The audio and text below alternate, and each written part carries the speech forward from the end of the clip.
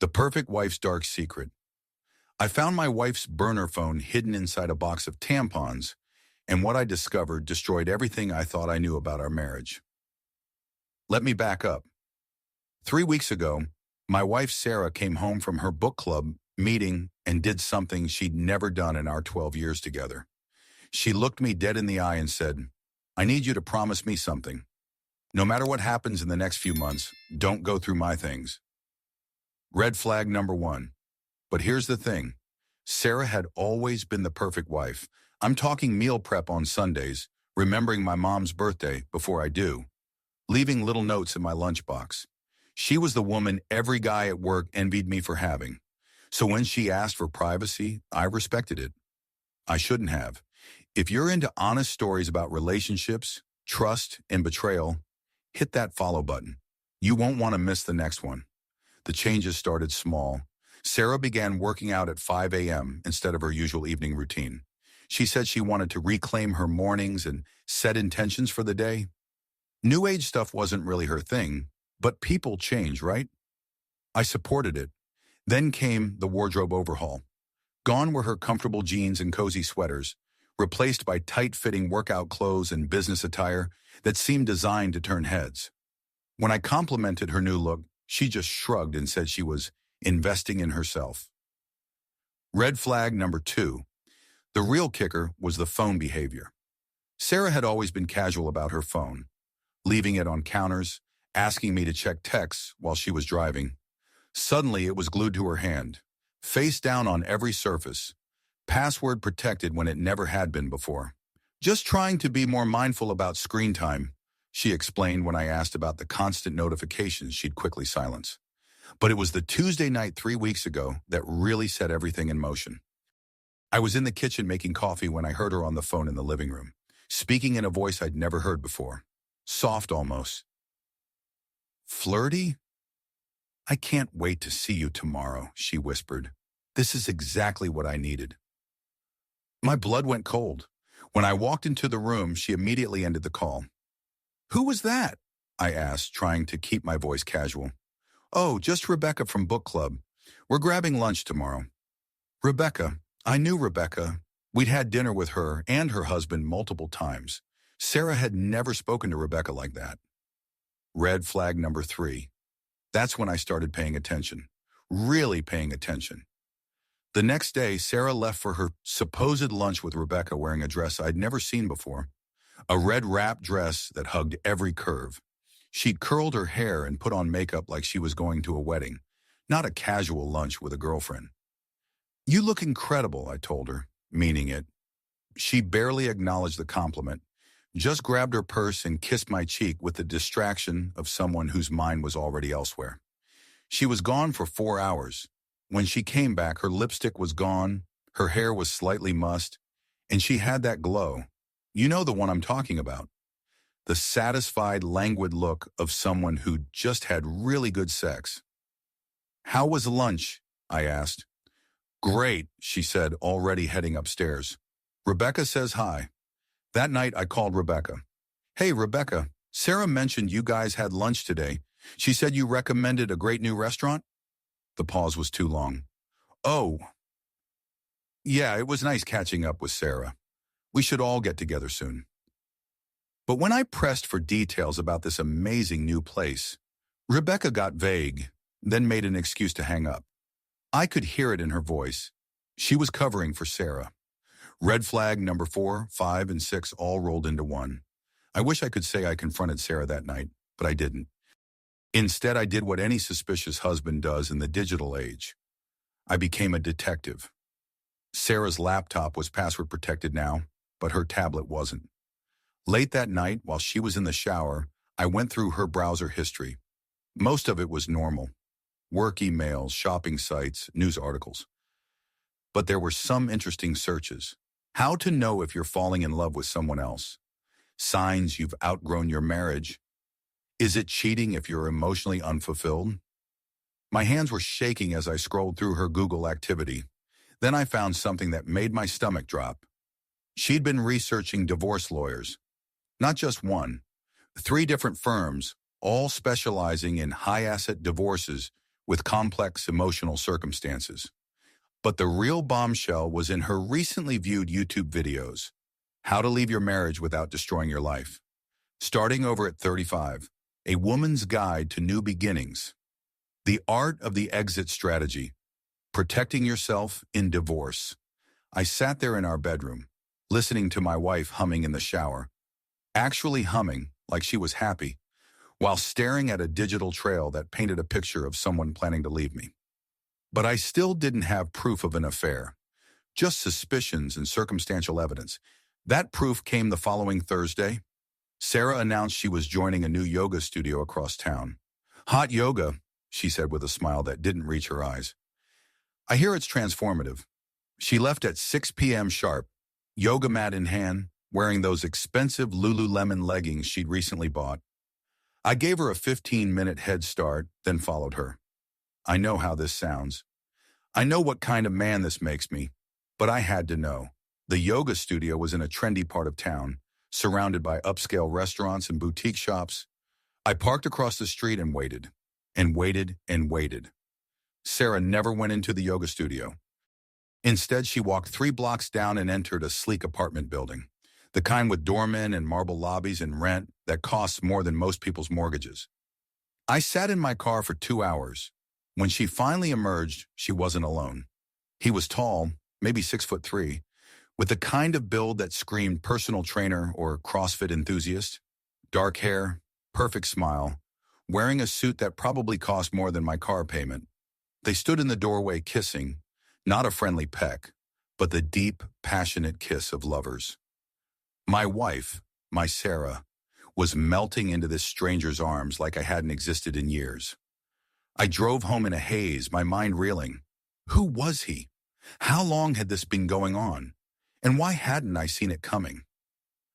That night, Sarah came home glowing again, talking about how amazing and centering her yoga class had been. She even showed me some poses she'd learned, bending and stretching in our living room while I sat on the couch, wondering if anything about our life together was real anymore. I think I'll make this a regular thing, she said, settling next to me on the couch. 3 times a week, maybe more. That's great, honey, I managed to say. I'm glad you found something you're passionate about. The irony wasn't lost on either of us. Over the next week, I became obsessed with finding out who this man was. I drove by his building twice, hoping to catch a glimpse of him, maybe see a name on a mailbox. I even considered hiring a private investigator, but couldn't bring myself to make that call. Then fate intervened. I was at the grocery store the following Saturday when I saw him. Same height, same build, same perfect hair. But this time he was wearing jeans and a casual shirt, pushing a cart through the produce section. And he wasn't alone. There was a woman with him, blonde, petite, very pregnant. She was pointing at different vegetables while he nodded and smiled, his hand resting protectively on her swollen belly. I followed them through the store like a stalker, staying far enough back to avoid detection, but close enough to hear their conversation. They were discussing baby names, nursery colors, the timing of her maternity leave. This wasn't some casual relationship. They were building a life together. At the checkout line, I heard the cashier congratulate them on the pregnancy. The woman laughed and said, "Thank you. We're so excited. David's been incredible through all of this." David. Finally a name. But more than that, I now knew that my wife wasn't just having an affair. She was the other woman. She was sleeping with a man whose girlfriend was about to have his baby. That revelation hit me harder than discovering the affair itself. The Sarah I married would have been disgusted by this situation. She would have walked away the moment she found out he wasn't available. But this new Sarah, this stranger wearing my wife's face, apparently had no problem being someone's side piece. When I got home, Sarah was in the kitchen making dinner, humming that same happy tune she'd been humming for weeks. "How was the store?" she asked without looking up. "Fine," I said, setting the bags on the counter. "Ran into an interesting couple, guy named David and his very pregnant girlfriend." Sarah's hand stilled on the vegetables she was chopping, but she didn't turn around. "That's nice," she said carefully. "Yeah, they seemed happy, talking about baby names and nursery furniture, the kind of stuff couples do when they're building a real life together." This time she did turn around, and for just a moment I saw something flicker across her face. Guilt, shame, fear. "I'm sure they'll be very happy," she said, but her voice was tight. That night I made a decision. I was going to confront her, but I needed more than just what I'd seen. I needed something concrete, something she couldn't deny or explain away, which brings me to the burner phone. I'd been searching our house for weeks, looking for anything that might give me insight into Sarah's secret life. Her regular phone was still locked down tight, her laptop required a password I couldn't crack, and she'd gotten smart about clearing her browser history. But people make mistakes when they think they're being clever. I found it on a Sunday afternoon while Sarah was out at another one of her yoga classes. I was looking for batteries in our junk drawer when I knocked over a box of tampons she kept under the bathroom sink. When the box hit the floor, it made a sound that was definitely not tampons rattling around. Inside, wrapped in plastic and hidden beneath a layer of feminine products, was a phone I'd never seen before. A cheap prepaid smartphone with no identifying marks or cases. The kind of phone you buy when you don't want your activities traced back to you. It was password protected, but Sarah had always been predictable with passwords. I tried our anniversary date, nothing. Her birthday, nothing. Then I tried the date of her first yoga class. Bingo. What I found on that phone will haunt me for the rest of my life. Months of text conversations between Sarah and David obviously. But these weren't just sexy messages between affair partners. These were the communications of two people planning a future together. D. When are you going to tell him? S. Soon, I'm just waiting for the right moment. D. We can't keep doing this. Jessica's getting suspicious. S. I know, baby. Just give me a little more time. I need to figure out the financial stuff first. Financial stuff? My blood ran cold as I kept reading. S. I talked to that lawyer again. She says I'm entitled to half of everything, including his retirement accounts in the house. So D, good. You deserve better than this. We both do. PIs. I've been documenting everything. His spending habits, time away from home, everything she told me to track. D, you're so smart. This is going to work out perfectly. But the messages got worse, much worse. S, I almost feel bad sometimes. He has no idea what's coming. D, don't feel bad. You said yourself he's been neglecting you for years. This is just karma.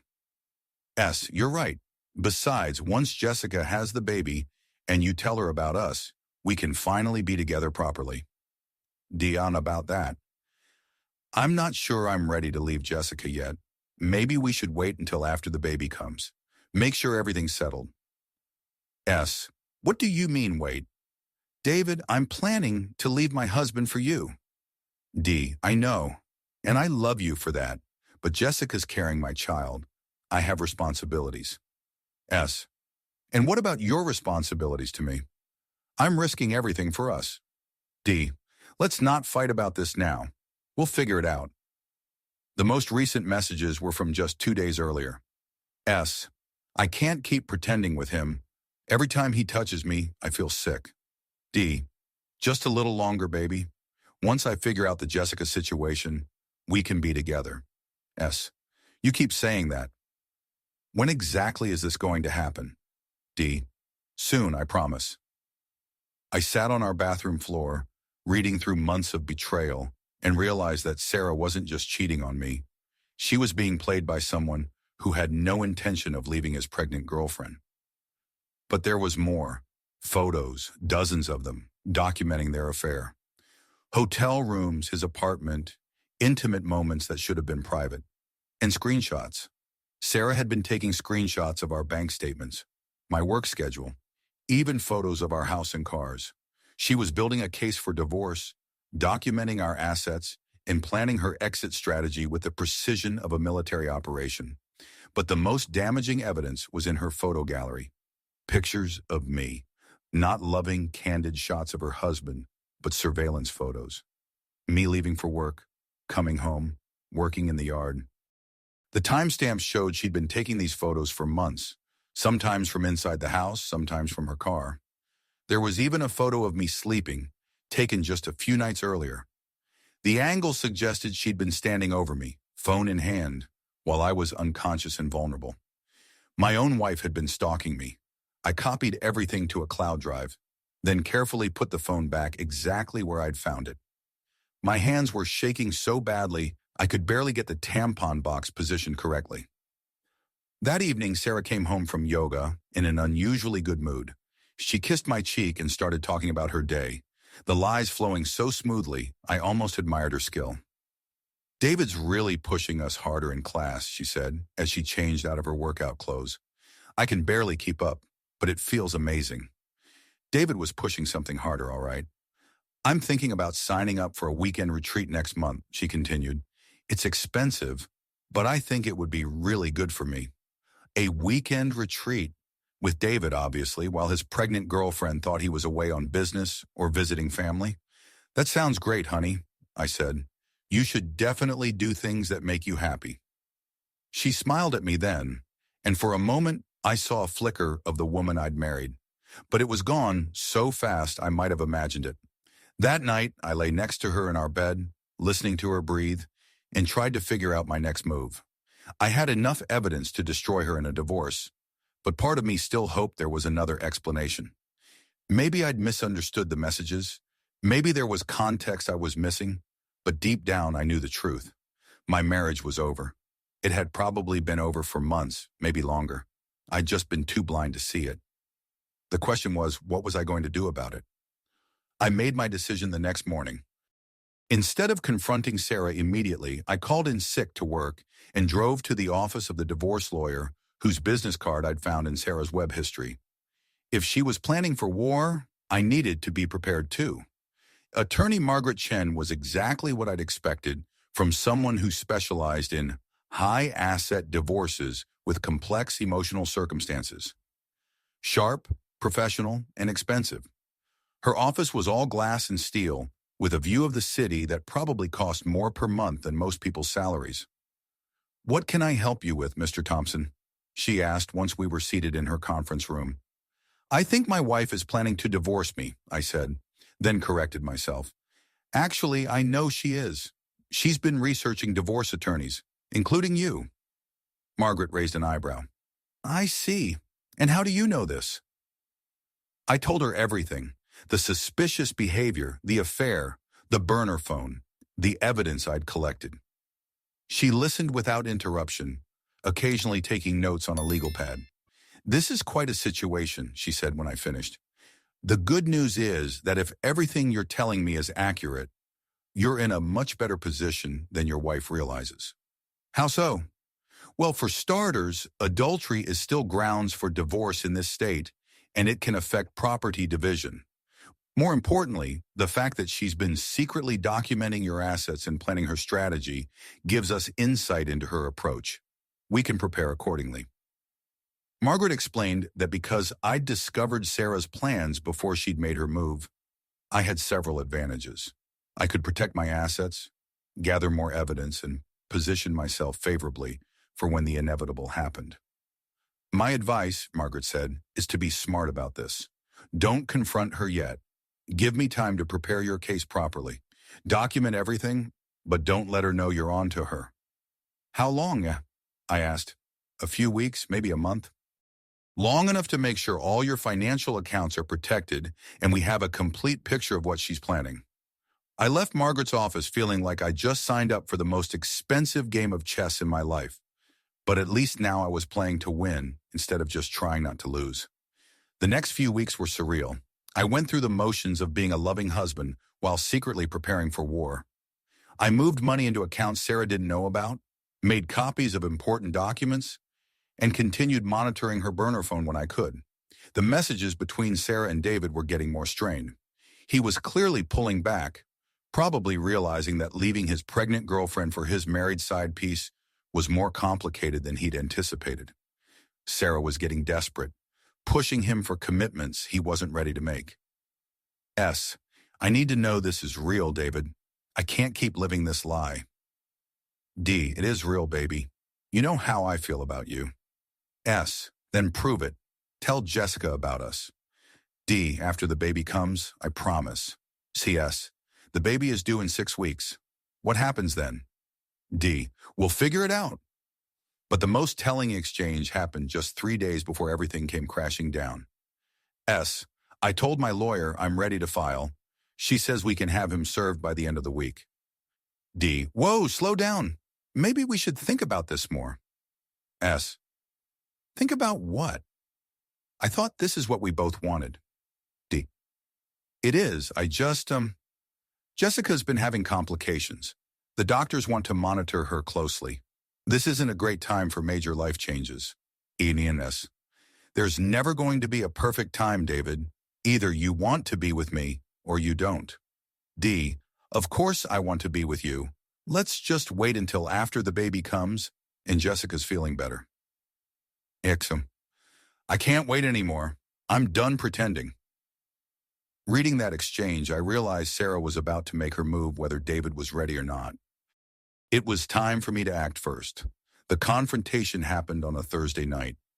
Sarah was in the kitchen preparing for another one of her yoga classes when I walked in and set her burner phone on the counter between us. She froze, her face going white. I think you dropped this, I said calmly. For a moment, neither of us spoke. Sarah stared at the phone like it was a venomous snake, while I watched her carefully, looking for any sign of the woman I'd married. I can explain, she said finally. I'm sure you can, I replied. You've gotten pretty good at explanations lately. Yoga classes, book club meetings, lunch with Rebecca. You're very creative. Her hands were shaking now. How long have you known? Long enough. Sarah sank into one of the kitchen chairs, her head in her hands. I never meant for it to happen this way. Which part? I asked. The affair, the lies, or the divorce planning? She looked up at me then, and I saw tears in her eyes. But I also saw something else. Relief. Like she was exhausted from carrying the weight of her secrets. All of it, she whispered. I sat down across from her, the same table where we'd shared thousands of meals, where we'd paid bills and made plans and talked about our future. Now it felt like a conference table in a war room. Tell me about David, I said. Sarah's eyes widened. How do you... I know about the apartment building. I know about Jessica and the baby. I know he's been stringing you along while you plan to leave me for him. The tears came harder now. You don't understand. What David and I have is real.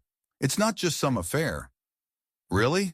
Because from where I'm sitting, it looks like you're the other woman to a guy who has no intention of leaving his pregnant girlfriend. That's not true, Sarah said, but her voice lacked conviction. When's the last time he said he'd leave Jessica? Sarah was quiet. When, Sarah? He needs time. He's had months. And now she's about to have his baby, and you think he's going to walk away from that for you? The silence stretched between us. Finally, Sarah looked up at me with red-rimmed eyes. I fell in love with him, she said quietly. I didn't plan it, but it happened. And being with him made me realize how unhappy I've been here. Here with me. She nodded. I know that hurts to hear, but it's the truth. We've been going through the motions for years, and I didn't even realize it until I met David. Where did you meet him? At the coffee shop on 5th Street. I was having a terrible day. Work was stressful. We'd had that fight about your mother visiting, and I just needed to get out of the house. He was there working on his laptop, and we started talking. And you thought it was appropriate to keep talking to a strange man while you were married? Sarah's temper flared. You make it sound so calculated. It wasn't like that. We were just friends at first. He listened to me, really listened, in a way you haven't in years. So this is my fault? I'm not saying it's your fault, but you can't pretend our marriage has been perfect. When's the last time we had a real conversation? When's the last time you asked me about my dreams or my fears or what I wanted out of life? She had a point, and that stung, but it didn't excuse what she'd done. So instead of talking to your husband about your unhappiness, you decided to have an affair and plan a divorce behind my back. I was going to tell you. When? After you had me served with papers? After you'd taken half of everything we'd built together? Sarah looked away. I know how it looks. It looks like you're a stranger, I said. The woman I married would never have done this. She would have come to me first. She would have given us a chance to fix things before running to another man. Maybe the woman you married was just pretending to be someone she wasn't, Sarah shot back. Maybe I got so lost in being your wife that I forgot who I was. And David helped you remember. Yes, she said defiantly. He did. I laughed, but there was no humor in it. Sarah, he's using you. He's got a pregnant girlfriend at home and a married woman on the side. You're not special to him. You're convenient. You don't know him. I know he's been putting off leaving Jessica for months. I know he keeps making excuses and promising you soon. I know that when push comes to shove, he's going to choose his family over his side piece. Sarah stood up abruptly, her chair scraping against the floor. Don't call me that. What would you prefer? Mistress? The other woman? I would prefer you try to understand that what we have is real, even if the situation is complicated. The situation isn't complicated, Sarah. It's selfish. You both want to have your cake and eat it too. But when reality sets in, you're going to be the one left with nothing. I'd rather have nothing than keep living this lie with you, she said quietly. And there it was, the truth I'd been afraid to hear. Fine, I said, standing up to face her. You want out? You got it. But you're not going to destroy me on your way out the door. Sarah's eyes narrowed. What do you mean? I pulled out a manila folder I'd prepared and set it on the table between us. Divorce papers, already filed. You're being served tomorrow morning, but I thought I'd give you a heads up. Her mouth fell open. You? What? Did you really think I was going to sit around and wait for you to ambush me? I've known about your plans for weeks. Sarah opened the folder with trembling hands, scanning the legal documents inside. This says you're asking for fault-based divorce due to adultery. That's right. You can't prove...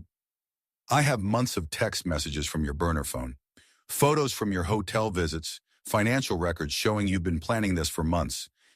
I have more than enough proof. Sarah sank back into her chair, the papers scattered in front of her. You went through my phone. You mean the phone you bought specifically to hide your affair from your husband? Yeah, I did. I want half of everything, she said, but her voice was shaky now. You can want whatever you like. What you get is a different story. Adultery affects property division in this state, and the fact that you've been secretly planning to divorce me while pretending to be a loving wife doesn't exactly paint you in a sympathetic light. I need a lawyer. You already have one. Margaret Chen, right? Except here's the thing. I hired her first. Conflict of interest. She can't represent you now. The color drained from Sarah's face. You planned this. I learned from the best, I said. Turns out you're a great teacher when it comes to deception and manipulation. Sarah was quiet for a long moment, staring at the divorce papers. Finally, she looked up at me. What happens now? Now you pack your things and get out. You can stay at David's place while you figure out your next move. Oh, wait, you can't, can you? Because Jessica doesn't know about you. I have nowhere to go. You should have thought about that before you decided to blow up our marriage.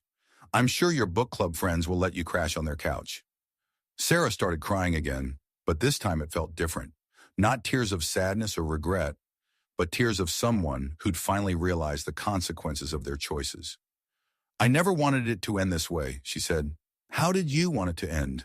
With me happily signing over half of everything I've worked for while you rode off into the sunset with your married boyfriend? She didn't answer. Pack your things, Sarah. Tonight. I want you gone by tomorrow morning. I left her sitting at the kitchen table and went upstairs to our bedroom. My bedroom now. Through the window, I could see our neighbors' houses, their warm yellow lights suggesting the kind of comfortable domestic life Sarah and I had pretended to have for months. 20 minutes later, I heard her footsteps on the stairs. She appeared in the doorway with 2 suitcases, her eyes red but determined. I'm going to fight this, she said. I'm going to get a lawyer, and I'm going to fight for what I deserve. You do that, I replied without looking at her. Just remember, I have nothing left to lose now. You made sure of that. She stood there for another moment, like she was waiting for me to change my mind or ask her to stay. When I didn't, she turned and walked away. I heard the front door close, then the sound of her car starting in the driveway. From the window, I watched her taillights disappear down our street and realized I was completely alone for the first time in 12 years. But here's what happened next. And this is the part that still amazes me. 2 days after Sarah moved out, I got a call from an unknown number. When I answered, a woman's voice said, "Is this Sarah's husband? Who's asking?" "My name is Jessica. I think we need to talk." It turned out that David's pregnant girlfriend had discovered their affair the same way I had, through suspicious behavior and digital detective work. But unlike me, she hadn't waited weeks to confront the situation. "I found text messages on his phone 3 days ago," Jessica told me when we met for coffee, "including conversations about you and Sarah's divorce plans." She was exactly as I remembered from the grocery store. Petite, blonde, very pregnant, but now she looked exhausted and betrayed. "I kicked him out immediately," she continued. "But here's the thing. He didn't go to Sarah. He went to a hotel and has been calling me nonstop, begging to come home." "What did you tell him?" "Ashonam. I told him he made his choice when he decided to sleep with a married woman behind my back while I'm carrying his child." Jessica had done something I wished I'd thought of. She'd called Sarah directly. "I wanted to hear from her what their plans were," Jessica explained. "Whether she really thought David was going to leave me and our baby for her." And your wife seemed genuinely shocked that I knew about the affair. But more than that, she seemed surprised when I told her David had been begging me to take him back. According to Jessica, Sarah had been under the impression that David was planning to tell Jessica about their relationship after the baby was born. She had no idea he'd been planning to string both women along indefinitely. "She actually asked me if I thought David loved her," Jessica said, shaking her head. "I told her that if he loved her, he wouldn't have spent the last 3 days trying to convince me to give him another chance." The conversation had apparently shattered whatever illusions Sarah had about her relationship with David. She'd hung up on Jessica and hadn't answered any of David's calls since. "I thought you should know," Jessica said. "I know this whole situation is terrible for both of us, but at least now we know the truth about the kind of people they really are." She was right, and in a strange way. Knowing that David had betrayed Sarah just as thoroughly as she'd betrayed me made the whole situation feel like cosmic justice. 3 weeks later, Sarah showed up at my door. She looked terrible, thinner, pale, with dark circles under her eyes like she hadn't been sleeping. Gone were the expensive workout clothes and carefully styled hair. She looked like someone who'd been living in hotel rooms and fast food restaurants. "Can we talk?" she asked. I almost said no. Almost. But curiosity got the better of me. 5 minutes, I said, letting her into the house that used to be ours. She stood in the living room, looking around like she was seeing it for the first time. I talked to Jessica. I know. David never intended to leave her. He was just using me. I tried to tell you that. Sarah nodded, tears starting to flow. I know you did. I should have listened. Why didn't you? Because I wanted it to be true so badly. I wanted to believe that someone could love me the way he pretended to. I loved you that way. No, she said quietly. You loved who you thought I was. Just like I loved who I thought David was. None of it was real. We stood there in silence, two people who'd spent 12 years together and somehow become strangers. I signed the divorce papers, she said finally. I know. My lawyer told me. I'm not going to fight you for half of everything. I know I don't deserve it.